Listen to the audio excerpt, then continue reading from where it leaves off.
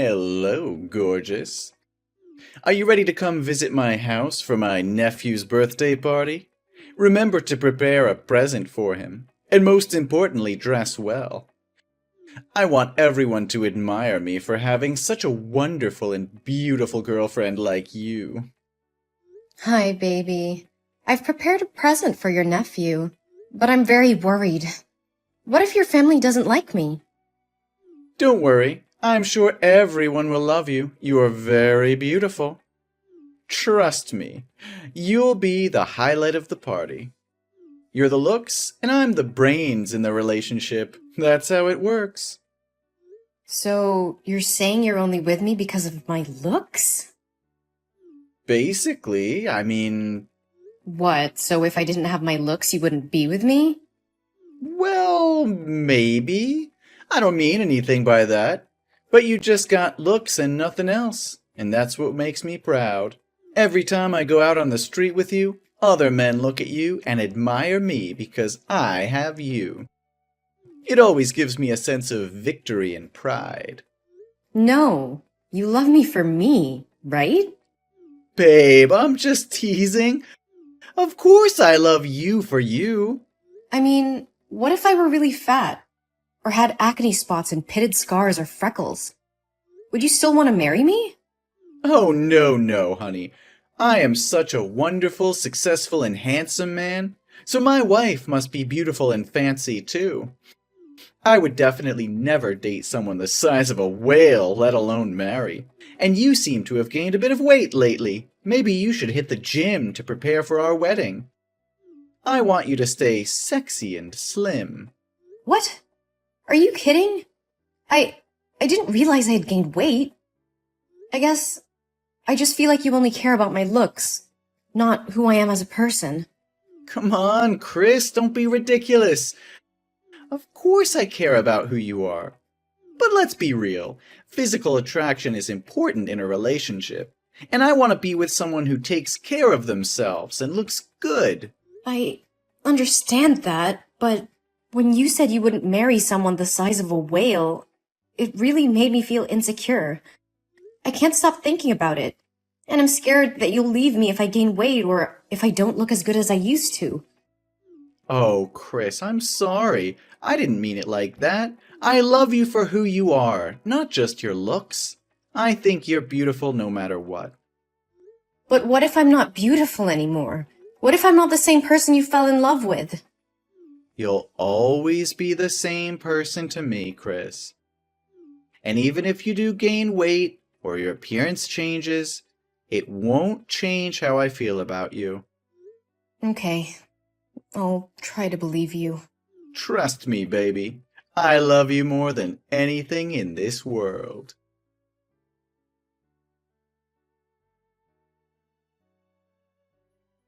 Hey, Mike?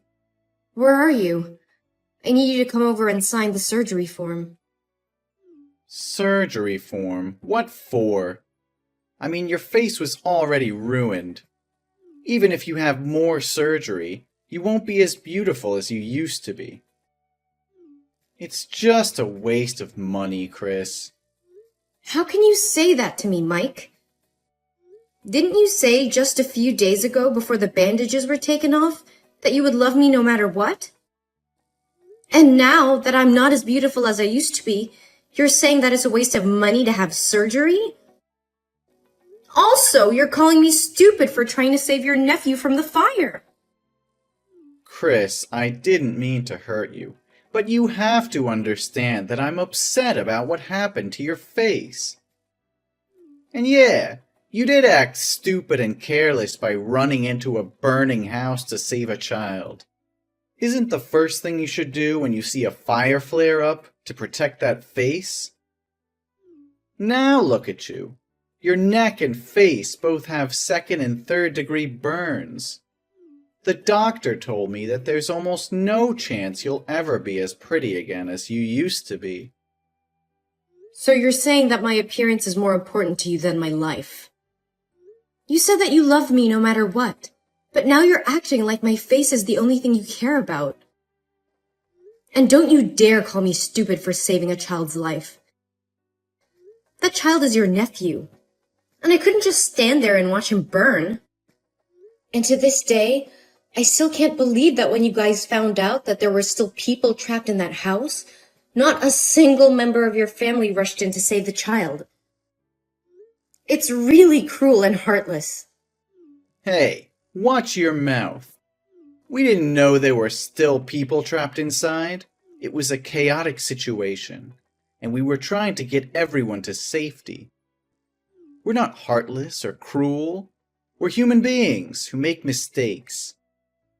Even if I knew, I wouldn't put myself in such a dangerous situation, but would calmly wait for the fire department to arrive. Wait? Until when were you going to wait? Until the boy turned to ashes? I know, Chris, and I appreciate what you did for my nephew. But I just can't help feeling angry and frustrated about what happened to your face.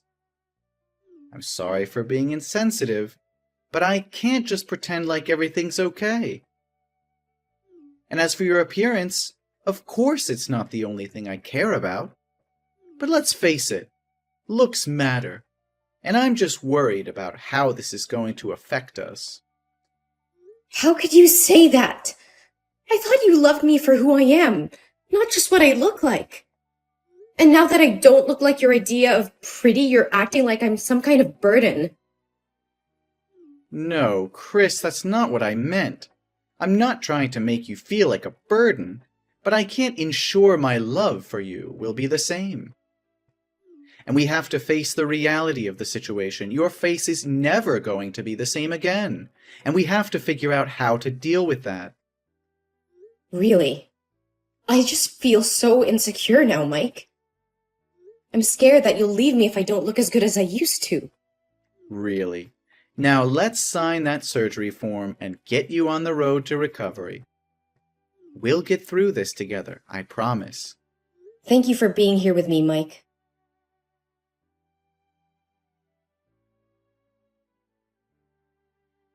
Hi, Chris.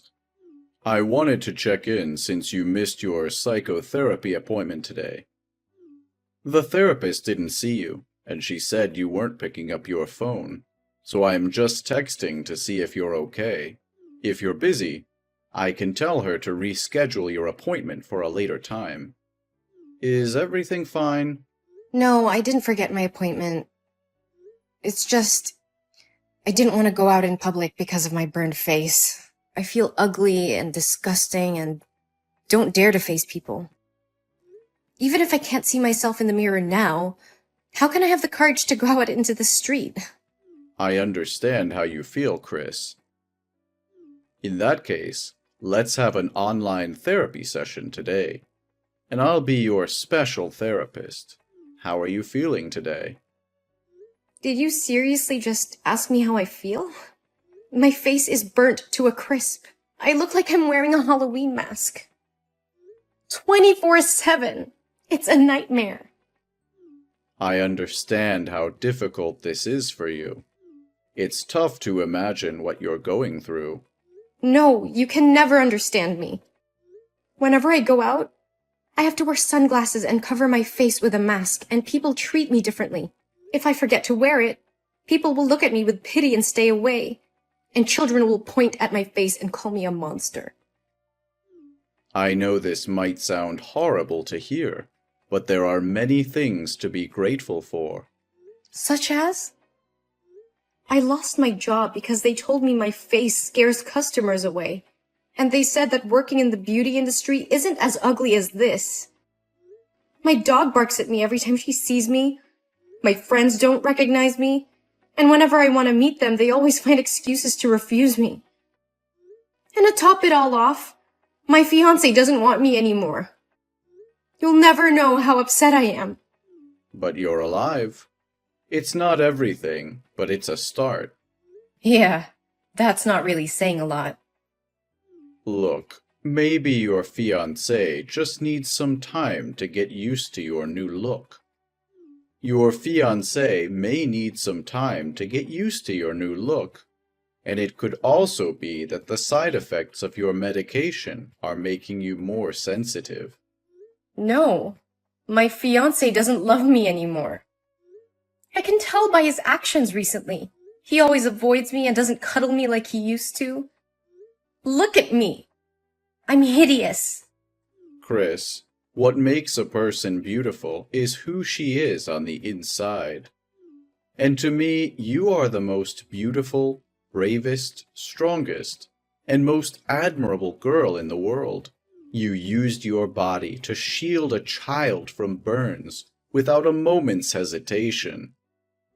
That's an incredible act of courage and kindness. But no one said I did the same thing as you. They blamed me for being too careless, stupid, and rash. At that time, I didn't have time to think. I reacted because I didn't want the child hurt, so I rushed out to help him. I can't imagine how miserable his life would be if he got burned like this. If I don't do something, I will live my life in regret. Exactly. And that's what makes you so beautiful. You're a kind and selfless person. And if your fiancé can't see that, then maybe it's best not to marry him. Thank you, Doctor. I feel a bit better now. I'm glad to hear that, Chris.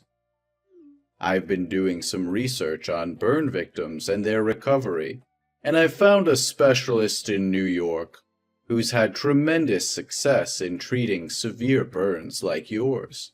I've arranged a meeting with her, and I'm confident that together we can find the best possible treatment for you, so that you can become the beautiful girl you once were. Well, actually, you've always been beautiful. Thank you so much, Dr. David. You've been great. It's my pleasure, Chris. Thank you for sharing your feelings with me.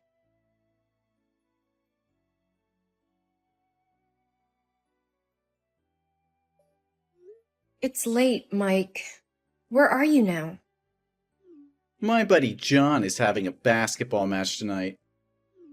I'm gonna go down there to watch with the guys. Oh, I love basketball. Send me the location and I will come join you guys. I'll get ready right now. No, baby. This is like a guys-only thing. Really, just stay at home. What's happening? You always bring me to gatherings with your friends. But things have changed. What changed? We still love each other, don't we? Your face, Chris. It's not what it used to be. Oh, you know what I mean. Are you embarrassed? If you're embarrassed, you can tell me, you know. I mean, we haven't talked properly in over 4 months. You hardly even look at me anymore. You haven't slept on the same bed with me, and I'm starting to think that you don't want to marry me anymore. All right. You want to know the truth? Yes, I'm embarrassed. And I'm sick of pretending to be happy in this relationship. I mean, look at you. You're disgusting. I try my best to act like normal, but I can't.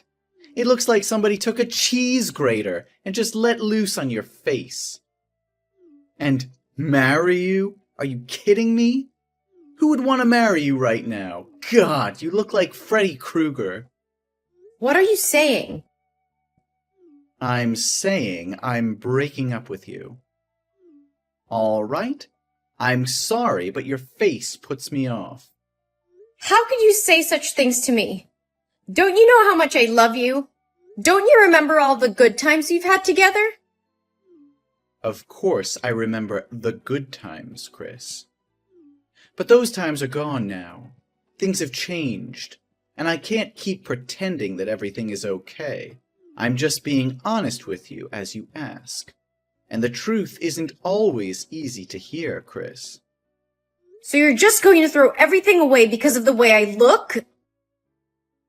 You're going to break up with me because of something that's beyond my control? It's not just about the way you look, Chris. It's about the fact that I can't be with someone who I'm not attracted to. It's about the fact that I can't keep pretending to be happy when I'm not. I'm sorry, Chris, but I can't do this anymore. And you could have avoided this if you hadn't intended to be such a heroine. No, Mike. I'm not trying to be anyone.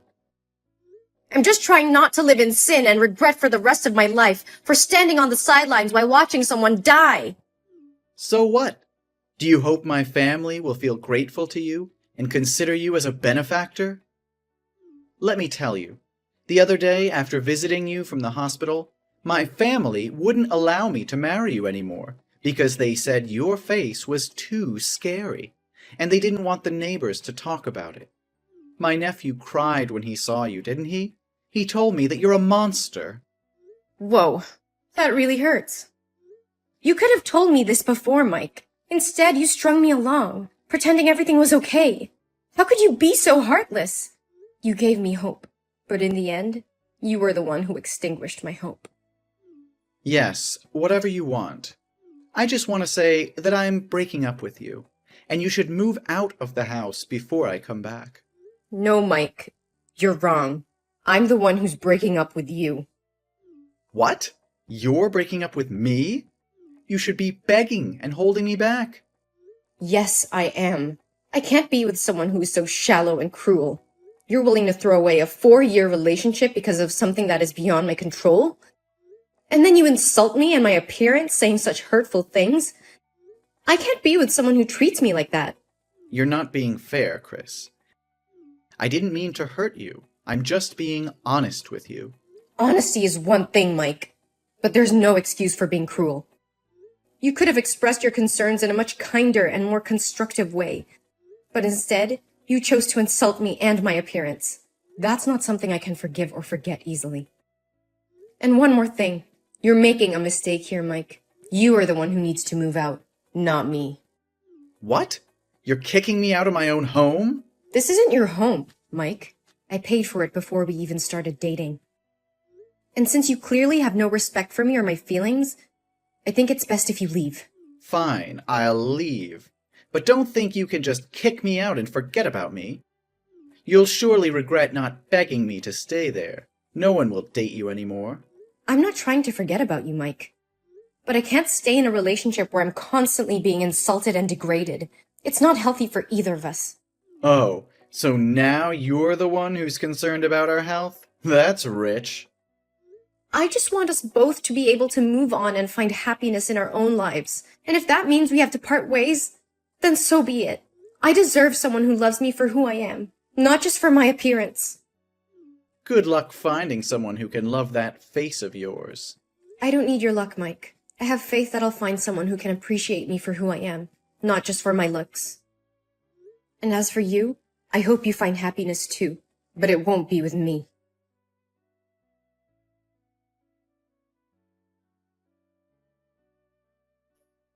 Hey, Chris. How've you been? It's been so long since we talked. How's life treating you? Mike? Why are you suddenly reaching out? It's been 3 years and I haven't heard from you. Is everything okay? No, everything is not okay at all. I just miss you a lot. I can't stop thinking about you after all these years. What? Are you kidding me? That year you said you didn't love me anymore because of my ugly face, remember? Actually, 2 years ago, something terrible happened to me. I was attacked by a gang, and they slashed my face, leaving me with a long, hideous scar. My left eye is also blind, so I can only see out of one eye now. Since then, no girl wants to date me. Oh my God. That's awful. What happened exactly? I was out drinking with my friends and I got very drunk. I couldn't control my behavior and got into a fight with a gang. They did this to me. My family spent all their money on my treatment, but it hasn't helped much. I miss you so much, Chris. I think we're a good match now. I'm sure you've been lonely all these years, haven't you? I'm so sorry for what happened to you, Mike, but I can't get back to you. Why not? Do I need to apologize or beg you to come back? Come on, Chris. We're both equally ugly now. Don't make it so hard for me. You're not a petty person, are you? No, Mike. It's not that I'm holding a grudge from the past. It's just that I'm engaged and my wedding is next week. What? You're getting married? To whom? Who would want to be with someone with a scarred face like yours? He's my dermatologist, David. He's been there for me over the years, taking care of me and helping me feel beautiful again. He was by my side when I was at my lowest and always told me that I was the most beautiful person in the world. He helped me stay positive and have faith in life again. And my face is no longer scarred. It's beautiful again. What do you mean, beautiful again? That's impossible. David spent a lot of time researching methods for my surgery, and after 15 surgeries using skin grafting, my face has healed and recovered. You're lying to me, Chris. I can't believe you're getting married to someone else. You were mine, and now you belong to someone else? Mike, please calm down. I'm sorry, but I can't change how I feel. It's been years since we broke up, and I've moved on. How could you do this to me? After everything we've been through, you just throw me away like garbage? I didn't throw you away, Mike. You chose to end things between us. And now I've found someone who loves me for who I am, scarred or not. I can't believe this is happening to me. You're supposed to be mine. I'm the only one who truly understands you. That's not true, Mike. David has been there for me through thick and thin.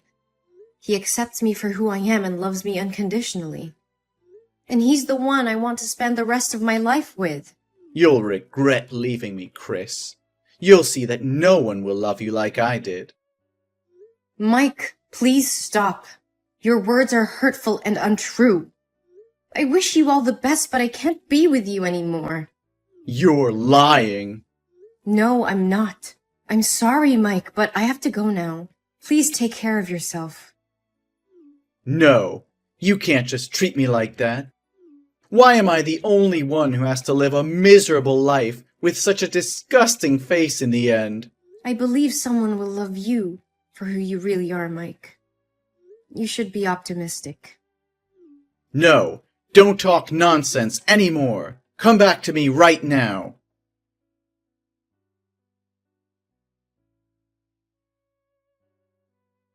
As the days passed, I heard that Mike's life spiraled out of control. He became increasingly bitter and resentful towards the world. His once charming personality turned into a spiteful one, and he became isolated from everyone around him. Despite seeking therapy and trying to come to terms with his past, he was unable to shake off the feeling of bitterness and hatred. His life was consumed by his resentment towards me and his own misfortune. Meanwhile, my relationship with David continued to flourish. I finally had a fairy tale wedding like I've always wanted, and now we have 2 very beautiful babies. We are deeply in love and support each other through thick and thin.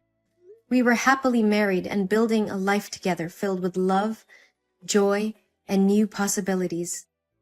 David was always there for me during the hard times, and we shared many happy moments together. We often talk about their future and the family we hope to build, grateful for the chance we had to find each other and start a new chapter in our lives.